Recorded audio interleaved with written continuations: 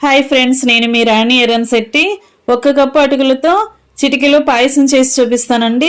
వీడియోని మిస్ చేయకుండా చూడండి. కావాల్సిన ఇంగ్రీడియంట్స్ చూడండి: బెల్లము, ఇలాచి, అటుకులు, జీడిపప్పులు, బాదం పప్పులు, పాలు అండి.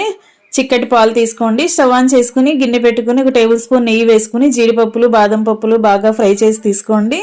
అదే గిన్నెలో అటుకులు కూడా బాగా ఫ్రై చేసుకుని క్రిస్పీగా అయిన తర్వాత కప్పు పాలు, కప్పు నీళ్లు పోసుకుని సాఫ్ట్గా అయ్యేంత వరకు ఉడికించుకోండి.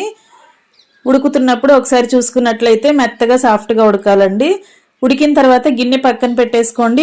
వేరొక గిన్నెలో అరకప్పు బెల్లము, 1 టేబుల్ స్పూన్ యాలకుల పొడి కూడా తీసుకుని బాగా కరిగించుకున్న తర్వాత ఉడికిన పాయసంలోకి బెల్లం సిరప్ని వడకట్టుకోండి. ఇంకా ఎంతో టేస్టీగా ఉన్న అటుకుల పాయసం రెడీ అయిపోయింది. ఇంకా సర్వింగ్ బౌల్లోకి తీసుకుని ఫ్యామిలీకి సర్వ్ చేసుకోవటం.